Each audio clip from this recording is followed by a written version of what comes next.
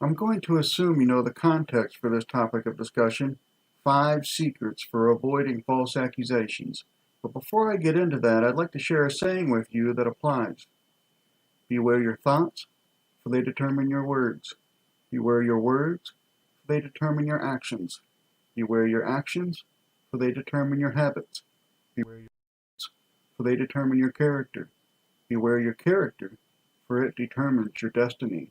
And it is your destiny that I'd like you to think about in relation to this topic, how to avoid false accusations. That brings me to secret number 1, your thoughts.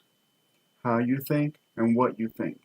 So if your thoughts about women center around their body, their physical appearance, their attributes, however you want to put it, well, that will bear out in your speech, in your actions, in your attitude toward women.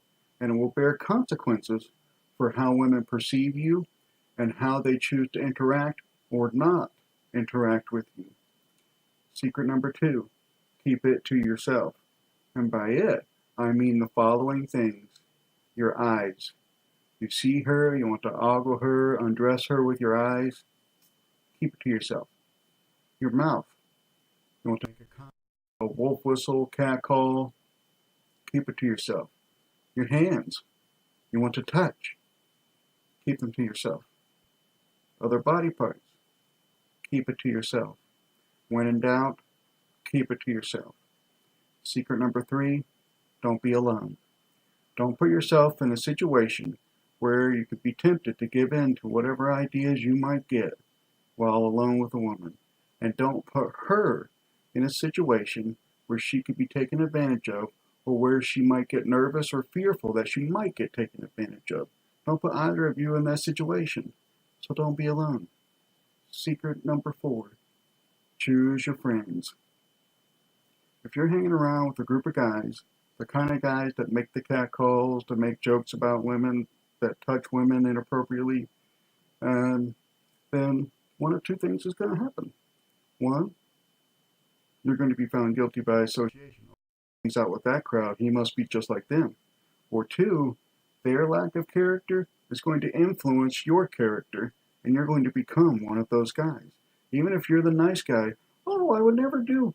Well, one of those 2 things is going to happen, I'm sorry to say. I heard a friend of mine say recently, show me your friends, and I'll show you your future. No wiser words were spoken when it comes to choosing friendships, so choose your friends wisely. And the final secret number 5, is listen to her.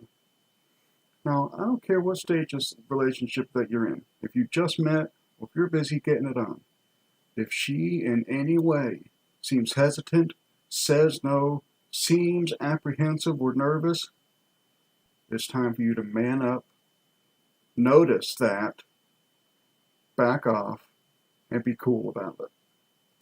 That's the kind of man who has upstanding character, and that's the kind of man building a positive destiny, a rewarding destiny of enriching, fulfilling relationships with women and other people, because how you think about women, what you say about women, and how you treat women, all of those things are going to bear consequences that will affect not just your relationships, but your personal development, and really your future.